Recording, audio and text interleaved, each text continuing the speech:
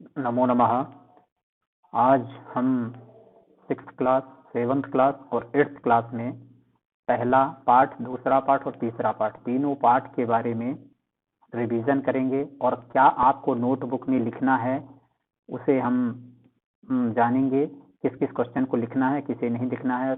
तो जो हम ये क्वेश्चन बता रहे हैं वो सभी क्वेश्चंस को आपको तीन पार्ट, पार्ट 1, पार्ट 2, पार्ट 3, तीनों पार्ट को आपको नोटबुक में जो इस स्लाइड में आप देख रहे हैं सभी क्वेश्चंस और आंसर को लिखना है। तो और हम हर पार्ट में थोड़ा सा उसको समझेंगे भी, रिवीजन भी करेंगे हर पार्ट का, और क्या क्वेश्चन लिखना है उसे भी हम समझेंगे। तो चलिए आइए हम स्टार्ट करते हैं। पहला क्वेश्चन है, अर्थात पहला पार्ट है आपका। सबसे पहले 6th क्लास को हम लेते हैं। तो पहला पार्ट है इसमें, ये इसका बिल्कुल सिंपल अर्थ है, मातृभूमे नमो मातृभूमे नमः। मातृभूमे नमो, मातृभूमि को इसमें संबोधन करके वंदना की जा रही है मातृभूमि की, कि हे मातृभूमि आपको नमस्कार है, हे मातृभूमि आपको नमस्कार है। तब गिरिभ्यो नमो नदीभ्यो नमः, तब वनेभ्यो नमो जनपदेभ्यो नमः। आपके पहाड़ों को नमस्कार है, आपके नदियों को नमस्कार है, और आपके वनों को नमस्कार है, आपके जनपदों को नमस्कार है। तब कणेभ्यो नमः अणुभ्यो नमः, तुम्हारे कणों को नमस्कार है, अर्थात आपके कणों को नमस्कार है मातृभूमि, और अणुभ्यो नमः आपके अणुओं को नमस्कार है। मातृभूमि नमो मातृभूमि नमः, हे मातृभूमि आपको नमस्कार है, और हे मातृभूमि आपको नमस्कार है। प्राण दे देवी शक्ति प्रदे, हे देवी प्राण देने वाली देवी, हे रक्षा करने वाली देवी, हे शक्ति प्रदान करने वाली देवी। और इसमें सब संबोधन किया गया है। इस बात से जो ये वाला श्लोक है इसमें संबोधन किया गया है। रिद्धे, हे रिद्धि देने वाली देवी, हे सिद्धि प्रदान करने वाली देवी, हे भुक्ति और मुक्ति प्रदान करने देने वाली देवी, सर्वदे सब कुछ देने वाली देवी, सर्वदा मतलब हमेशा, हे देवी तुभ्यम नमः तुम्हें नमस्कार है। मातृभूमि नमो मातृभूमि नमः, हे मातृभूमि आपको नमस्कार है, हे मातृभूमि आपको नमस्कार है। ये तो हो गया इसका भावार्थ। पहले पार्ट का बिल्कुल सिंपल है भावार्थ। ये भावार्थ आपको मतलब जो बुक स्लाइड के तीसरे स्लाइड में दिया हुआ है इसको आपको याद भी करना है, समझना भी है, और समझ करके आपको नोटबुक में लिखना है। ये जरूरी नहीं कि जो इसमें दे रहा हूँ उसी को लिखना, आप इसको पढ़िए, समझिए और आप अपने हिसाब से भी लिख सकते हैं। हाँ, ये है कि ये वंदना आप याद करेंगे, आप अच्छे से याद कर लीजिए। बहुत अच्छी वंदना है, मातृभूमि की इसमें वंदना की गई है। तो चलिए ये तो हो गया। अब इसमें शब्दार्थ जो दिया हुआ है ये शब्दार्थ भी आपको लिखना है। 3 कॉलम बनाना है। एक फर्स्ट कॉलम में आपको संस्कृत लिखना है, सेकंड कॉलम में हिंदी लिखना है, और थर्ड कॉलम में अगर इंग्लिश है तो इंग्लिश शब्द लिखना है। और इंग्लिश कोई जरूरी नहीं लिखना है, आपको हिंदी और संस्कृत ही लिखना है। तो पहले कॉलम में हिंदी, दूसरे में संस्कृत, हो सके तो इंग्लिश वाले शब्द भी लिख लीजिए। तो चलिए यहाँ पर कुछ शब्दार्थ दिए हुए हैं, आप इसको आप रीड कर सकते हैं, पढ़ सकते हैं। बहुत सारे इसमें शब्द दिए हुए हैं, तो आप इनको यहाँ पर स्लाइड में आप देख लीजिए और आपको ये नोटबुक में नोट करना है शब्दार्थ। चलिए इसके बाद हम अगले स्लाइड पे चलते हैं। ये भावार्थ है इसमें। ये जो हमने अभी मातृभूमि की वंदना को जो हम समझा है उसी चीज को यहाँ पर ये हिंदी में भी यहाँ पर लिख दिया है। यहाँ पर आप देख सकते हैं, बहुत अच्छा भावार्थ इसमें दिया हुआ है कि आपके नोटबुक में भी इसे आपको नोट करना है पूरा भावार्थ। चलिए इसके बाद सेकंड चैप्टर जो है आपका 6th क्लास में सेकंड चैप्टर, तो उसमें आपको केवल नोटबुक में आपको ये शब्दार्थ लिखना है। उसी तरीके से जैसे मैंने बताया 2 कॉलम बनाइए, और या फिर आप इंग्लिश भी इसमें दिया हुआ है तो एक कॉलम और बना लीजिए, इंग्लिश के शब्द भी लिख लीजिए। तो तीनों और अच्छे से बना करके उनको, ये जो मेन कठिन शब्द हैं, जो कुछ डिफिकल्ट शब्द हैं, उनको ये आपको उनके अर्थ आपको पता होना चाहिए, तो ये भी आपको नोटबुक में लिखना है। ठीक है, इसके बाद हम आते हैं इसमें। तो हाँ, सेकंड चैप्टर में आपको क्वेश्चन कौन कौन से लिखना है, ये वाला ये ट्रांसलेट करना है, ये हिंदी से संस्कृत और ये संस्कृत से हिंदी। ठीक है, जैसे 2 आदमी खाते हैं तो नरऊ खादता, एक राही जाता है तो राही को क्या बोलते हैं? पथिक। तो पथिका गच्छति, पथिका यहाँ पर एक राही जाता है, तो पथिका एक वचन का, इसलिए यहाँ पर पथिका ही हमने लिख दिया, पथिका गच्छति। तो वैसे भी इससे एक पथिक का बोध हो जाएगा, इसलिए एक शब्द लिखना जरूरी नहीं समझा, पथिका गच्छति। इसके बाद छात्राएं नमस्कार करती हैं, छात्राः नमस्कुर्वन्ति, छात्राएं नमस्कार करती हैं। बहुत सारी छात्राएं हैं, बहुवचन है, इसलिए छात्र शब्द का बहुवचन छात्राः, नमस्कार करती हैं तो नमस्कुर्वन्ति, है ना। इस तरीके से एक बकरी चरती है, अब अजा चरती, एक बकरी है इसलिए एक शब्द हम एक लिखना जरूरी नहीं तो वैसे एका अजा चरती ऐसा भी हो सकता है, और नहीं तो आप अजा चरती भी लिख सकते हैं कि अजा शब्द एक वचन का है तो इससे एक ही बकरी का बोध होगा, तो अजा चरती। इसके बाद कमल खिलते हैं, कमलानि विकसंती, ठीक है। देखिए कमल खिलते हैं अर्थात ये बहुवचन का वाक्य है, इसलिए कमल की जगह में कमलानी आ जाएगा, तो कमल का बहुवचन कमलानी, कमलम कमले कमलानी ऐसा रूप चलता, तो कमलानी विकसंती। अब ये तो हो गया हिंदी से संस्कृत। अब आपको संस्कृत से हिंदी करना है, ये वाला जो क्वेश्चन है ये संस्कृत से हिंदी करना है। तो इसमें संस्कृत दिया हुआ उसका हिंदी है, अश्वः चरती, पहला सेंटेंस क्या है? अश्वः चरती, इसका अर्थ होगा एक घोड़ा चरता है ना। अब देखिए अश्वः चरती, तो अश्व एक वचन का है इसलिए इसका अर्थ क्या लिया जाएगा? एक घोड़ा चरता है। बालिके लिखता, देखिए बालिका शब्द द्विवचन में रूप बनता है, प्रथमा के द्विवचन में, बालिका बालिके बालिका, इस तरीके से बालिके मतलब दो बालिका लिखती हैं, लिखती। इसके बाद वर्तिका उड्डयंती, अनेक बतख उड़ती हैं। वर्तिका देखिए बहुवचन है, वर्तिका शब्द स्त्रीलिंग का है तो बहुवचन में वर्तिका बनता है रूप, तो इसका मतलब ये है कि अनेक बतख, है ना, दो से ज्यादा होती है वो क्या कहलाता है? बहुवचन। तो अनेक बतख हैं तो अनेक बतख उड़ती हैं, तो वर्तिका उड़ती हैं, उड़ने को क्या बोलते हैं? उड्डयंती, तो अनेक बतख उड़ती हैं, तो इसका ये संस्कृत वर्तिका उड्डयंती, इसका हिंदी होगा अनेक बतख उड़ती हैं। पुष्पे विकसतः, दो फूल खिलते हैं, पुष्पे विकसतः मतलब पुष्पम पुष्पे पुष्पाणी ऐसा रूप चलता है, तो पुष्पे द्विवचन का है इसलिए दो फूल खिलते हैं।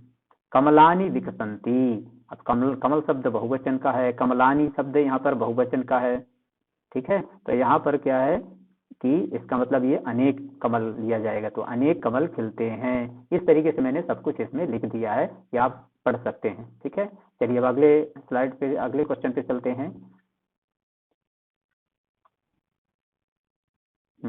अब ये पार्ट आपका जो 3 है, 6 क्लास का पार्ट 3, इसमें भी शब्दार्थ है, इसी तरीके से इसको भी लिखना है। एक तरफ आपको संस्कृत लिखना है, एक तरफ हिंदी लिखना है, और एक तरफ इंग्लिश लिखना है। इंग्लिश कंपलसरी नहीं है बेटा, आप हिंदी और संस्कृत लिखना है, फर्स्ट कॉलम में संस्कृत और सेकंड में हिंदी, ठीक है। इस तरीके से यहाँ पर शब्द दिए हुए हैं, इनके अर्थ आप पढ़ सकते हैं। इस चैप्टर में जितने भी कठिन शब्द आए हुए हैं सबके अर्थ यहाँ पर दिया हुआ है, वो आपको नोटबुक में लिखना है और लिख करके इसे पढ़ना है, ठीक है। चलिए इसके बाद इसमें कौन सा क्वेश्चन आपको नोटबुक में लिखना है? सा हसती, वह हंसती है ना, हंसती है। अब देखिए ये आपको संस्कृत दी है, संस्कृत से हिंदी करना है इसका, ठीक है। तो इसका यहाँ पर हमने लिख दिया है, वह हंसती है ना। इसके बाद यूयम पुस्तकम पठत, यूयम मतलब तुम सब, त्वम युवाम यूयम, इस तरीके से रूप चलता है बहुवचन में, यूयम तुम सब, है ना। पुस्तकम पठत, पुस्तक पढ़ते हो, ठीक है। इसके बाद यहाँ पर देखिए तीसरा, तत्फलम पतति, वह फल गिरता है।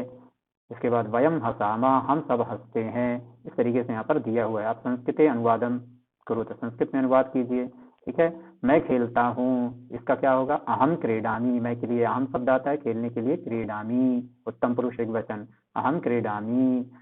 अब हम सब खाते हैं, हम सब के लिए वयम, अहम आवाम वयम, तो वयम खादामः। देखिए यहाँ पर आप इसको रोक करके आप अच्छे से समझ लीजिएगा, वीडियो को आगे पीछे करके, जब तक ना आए समझ में तब तक इसको समझिए। हम सब खाते हैं, वयम खादामः। इसके बाद तुम दोनों लिखते हो, तुम दोनों के लिए युवाम, है ना, त्वम युवाम द्विवचन का है तो इसलिए युवाम, लिखति लिखता आ जाएगा क्योंकि द्विवचन का है युवाम, इसलिए लिखता आ जाएगा। लिख धातु का प्रथम पुरुष द्विवचन, लिखता, युवाम लिखता।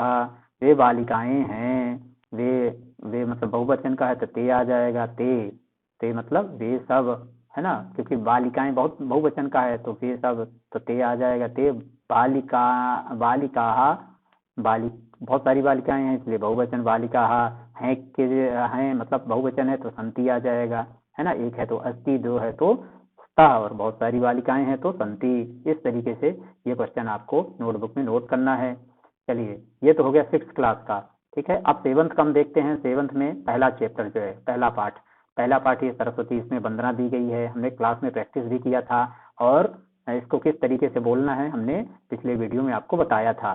ठीक, अब आपको इसको थोड़ा सा अर्थ समझ लीजिए। या मतलब होता है जो, कुंद, कुंद मतलब एक प्रकार का सफेद फूल होता है, उसे बोलते हैं कुंद। इंदु मतलब चंद्रमा, तुषार मतलब ओस की बूंदे, हार, धवला, धवल मतलब भी सफेद होता है, सफेद। ठीक है, इसके शब्दार्थ समझ लीजिए। या मतलब कहने का कि जो सरस्वती कुंद, फूल, चंद्रमा और ओस की बूंदों जैसी सफेद हार पहनी हुई हैं, या शुभ्र वस्त्रावृता, या जो सफेद वस्त्रों से आवृत हैं, या मतलब जो शुभ्र मतलब होता है सफेद, वस्त्र आवृता, वस्त्रावृता, क्योंकि मतलब जो पहनी हुई हैं तो उसे क्या बोलेंगे, आवृत मतलब ढकी हुई, है ना। या शुभ्र वस्त्रावृता, जो सफेद वस्त्र पहने हुए हैं। या मतलब जो वीणा वर दंड मंडित करा, या मतलब जो वीणा, जो कि ये दिख रहा है, देखिए यहाँ पर चित्र में दिख रहा है, वीणा वर मतलब श्रेष्ठ दंड से मंडित,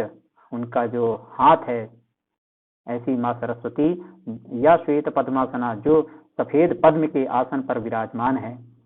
आगे देखिए, या ब्रह्माच्युत शंकर, या मतलब जो ब्रह्मा, अच्युत अर्थात विष्णु, शंकर आदि देवताओं, देवई मतलब देवताओं के द्वारा, देखिए तृतीय का बहुवचन है देवई, सदा वंदिता, हमेशा वंदना की जाती है। जो ब्रह्मा, विष्णु, शंकर आदि देवताओं के द्वारा जिनकी वंदना की जाती है, ऐसी माँ सरस्वती जिनकी ब्रह्मा, विष्णु और शंकर आदि देवताओं के द्वारा जिनकी वंदना की जाती है। सा माम पातु सरस्वती भगवती, सा मतलब वह, माम मतलब मुझे, पातु सरस्वती भगवती, पातु रक्षतु, पातु अर्थात रक्षतु रक्षा करें, सरस्वती भगवती, वह सरस्वती भगवती, माम पातु हमारी रक्षा करें, और हमारी जो बुद्धि की जड़ता है, निःशेष जाड्यापहा, बुद्धि की जड़ता है, उसे आपहा दूर करें।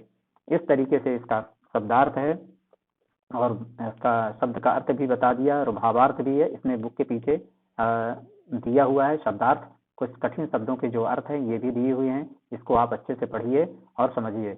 इसको आपको नोटबुक में भी लिखना है उसी तरीके से जैसे मैंने अभी 6 वालों को बताया है ना, 1st, 2nd और 3rd चैप्टर में। इसी तरीके से आपको भी 3 कॉलम बनाना है, फर्स्ट में संस्कृत, दूसरे में हिंदी और तीसरे में इंग्लिश। इंग्लिश हो सके तो लिख लीजिए, कोई जरूरी नहीं है। ठीक है, इस तरीके से आपको शब्दार्थ लिखना है। अब अगला जो है ये स्लाइड, इसमें वही भावार्थ, और जैसा कि अभी हमने समझा वही भावार्थ यहाँ पर दिया हुआ है। जो सरस्वती कुंद, फूल, चंद्रमा और तुषार की बूंदे जैसा सफेद हार पहने हुए हैं, जिनके हाथ वीणा से सजे हुए हैं तथा जो कमल पर विराजमान है, जो ब्रह्मा विष्णु, दूसरा वाला जो है, ब्रह्मा विष्णु तथा शंकर आदि देवताओं सदा पूजित है, वह सरस्वती भगवती देवी मेरी बुद्धि की मूर्खता से सदा रक्षा करे, वही उसके इसी का भावार्थ है। चलिए, ये तो हो गया। अब इसके बाद ये पहला पार्ट था। अब आपका दूसरा पार्ट जो है 7th क्लास का दूसरा पार्ट, इसमें भी आपको शब्दार्थ सबसे पहले लिखना है। ये सब दिया हुआ है शब्दार्थ, आप यहाँ देख लीजिए। ठीक है, और ये सब शब्दार्थ आपको पढ़ना भी है, कॉलम उसी तरीके से बनाना है और लिखना है जैसा अभी हमने बताया था। अब इसमें आपको कौन सा क्वेश्चन लिखना है, 2nd वाला क्वेश्चन, इसको अंग्रेजी और हिंदी में अनुवाद करना है। तो यहाँ पर मैंने हिंदी में कर दिया, इंग्लिश में तो आप खुद ही कर लेंगे। 2 माता घर को साफ करती हैं। ठीक है, गृह माताओं गृहम सम्मार्जयतः, माताओं द्विवचन का है, इसलिए 2 माता घर, गृहम अर्थात घर को साफ करती हैं, सम्मार्जयतः, है ना। इसी तरीके से मातरः जलम आनयन्ति, अनेक माता जल लाती हैं। ठीक है, मातरः जलम आनयन्ति, नद्यौ गिरिम उभयतः प्रवहता, 2 नदियां पहाड़ के दोनों ओर से बहती हैं। बालका क्षीण निमीलयन्ति, अनेक बालक आंखों को झपकाते हैं। इस तरीके से इसका ये लिखना है आपको। इसके बाद 4th वाला, 5th और 6th 3 क्वेश्चन और लिखने हैं। इसमें आपको टिक करना है। टिक वाला ये क्वेश्चन शायद चाहे तो आप नहीं मत लिखिए, क्योंकि ये टिक वाला इसको आप बुक से भी पढ़ सकते हैं, तो ये 4th वाला आप रहने दीजिए। ठीक है, आप 5th वाला क्वेश्चन आप लिखना है आपको। ठीक है, निम्न किसी वाक्य का संस्कृत में अनुवाद कीजिए, ये वाला आपको 5th वाला लिखना है। ठीक है, और चाहे तो हो सके तो 6 वाला, 5th और 6 लिख लीजिए, बस 4th रहने दीजिए, क्योंकि ये टिक बुक से भी इसको पढ़ सकते हैं। जिसके बाद प्रतिदिन माता पिता को प्रणाम करो, है ना, प्रतिदिन पितरो प्रणमतु, लोग मधु के साथ औषधि भी खाते हैं। जनाः मधु सा औषधिम अपि खादन्ति, मुनिजन स्नान के लिए नदी जाते हैं। मुनिजना स्नानार्थम नदीम गच्छन्ति, स्नान करना स्वास्थ्य के लिए अच्छा होता है, स्नानम स्वास्थ्याय उत्तमः भवति। ठीक है, इस तरह के पाठ में प्रयुक्त कुछ सर्वनाम शब्द हैं वो भी यहाँ पर लिखा हुआ है। ऐसा एतौ एते, अयम इमौ इमे, इयम इमे इमाः, ऐसा एते एताः, एतत् एते एतानि, इदम इमे इमानि, ये सारे शब्द लिखे हुए हैं। ठीक है, तो ये भी आपको नोट करना है। इसके बाद पार्ट 3 में आपको शब्दार्थ उसी तरीके से लिखना है, संस्कृत, हिंदी और इंग्लिश 3 कॉलम बना करके लिखना है इन नोटबुक में। इसके बाद फिर आपको सेकंड क्वेश्चन लिखना है, ये इसका ट्रांसलेट करना है आपको, संस्कृत का हिंदी में करना है, ये यहाँ पर लिखा हुआ है, तीनों क्वेश्चन लिखना है। इसके बाद ये 4 है, टोटल 5 क्वेश्चन इसमें दिए हुए हैं, तो ये सब लिखना है आपको। इसके बाद 5th वाला जो क्वेश्चन है इसे भी लिखना है, और 6 वाला क्वेश्चन इसे भी लिखना है। ये सब दिया हुआ है, आप अच्छे से पढ़ लीजिए और इनको सबको लिख लीजिए और अच्छे से पढ़ना। ये बहुत इंपॉर्टेंट क्वेश्चन है, इन्हें सबको सारे क्वेश्चन को पढ़ना, बार बार वीडियो को आगे पीछे करके आप देखिए और अच्छे से समझिए। इसके बाद चलिए अब 8th क्लास में आ जाते हैं। 8th क्लास का जो पहला चैप्टर है जो समझाने लायक है उसे मैं थोड़ा सा बता देता हूँ, इसके बाद आप खुद ही आप लिख लेंगे। तेजोसी तेजोमयी धेहि, तेजः असी, तेजः असी, आप तेज स्वरूप हो इसलिए मुझे तेज प्रदान कीजिए। वीर्यम असी, तुम शक्तिशाली हो इसलिए मुझे शक्ति प्रदान कीजिए। बलम असी, आप बलशाली हो इसलिए मुझे बल प्रदान कीजिए। ओजोसी ओजोमयी धेहि, आप ओज स्वरूप हो इसलिए हमें ओज प्रदान कीजिए। पश्चेम शरदः शतम, हम 100 वर्षों तक देखें। जीवेम शरदा शतम, हम 100 वर्षों तक जिए। शृणुयाम शरदा शतम, 100 वर्षों तक हम सुने। प्रब्रवाम शरदा शतम, 100 वर्षों तक बोले। अधीनाः स्याम शरदा शतम, हम 100 वर्षों तक स्वावलंबी बने। और भूयश्च शरदा शतात, इसका मतलब है कि हम ये जो ऊपर सारी चीजें बताई गई हैं ये 100 वर्षों से भी अधिक देखें, 100 वर्षों से भी अधिक जीवित रहें, 100 वर्षों से भी अधिक सुने, 100 वर्षों से भी अधिक बोले और 100 वर्षों से भी अधिक स्वावलंबी रहें। भूया मतलब पुनः, ये सारी चीजें इससे भूया शरदा शतात, इसका मतलब कि आपको 100 वर्षों से अधिक भूया, है ना। चलिए भूया यहाँ पर इसका अर्थ यही लिया जाएगा। इसके बाद शन्नो मित्रः संवरुणः, सम मतलब कल्याणकारी, न मित्र वह मित्र हमारे कल्याण करे, मित्र देव हमारा कल्याण करे। सम नः, नः मतलब हमारी, भवतु अर्यमा, अर्यमा देवता हमारा कल्याण करे। सन्न इंद्र बृहस्पति, इंद्र और बृहस्पति हमारा कल्याण करे।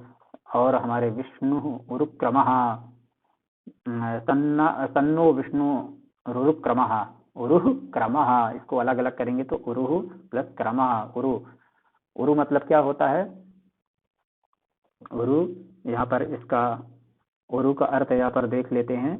यहाँ पर उरु का अर्थ जो यहाँ दिया हुआ है, दिया है कि नहीं, तो इस तरीके से यहाँ पर कुछ शब्द ये जो है मिटे हुए हैं कुछ शब्द, तो यहाँ पर आप देख सकते हैं। उरु, उरु मतलब होता है जंघा, है ना। तो उरुक्रमः विशाल पग वाले, है ना, वो विष्णु हमारे कल्याण करें। ओम शांति शांति शांति, इसका यही सिंपल अर्थ है। ये भी शुक्ल यजुर्वेद का है और ये भी सेकंड वाला जो है ये यजुर्वेद के 36वें अध्याय के 24वां मंत्र है, ये भी यजुर्वेद के 19वें अध्याय का 9वां मंत्र है।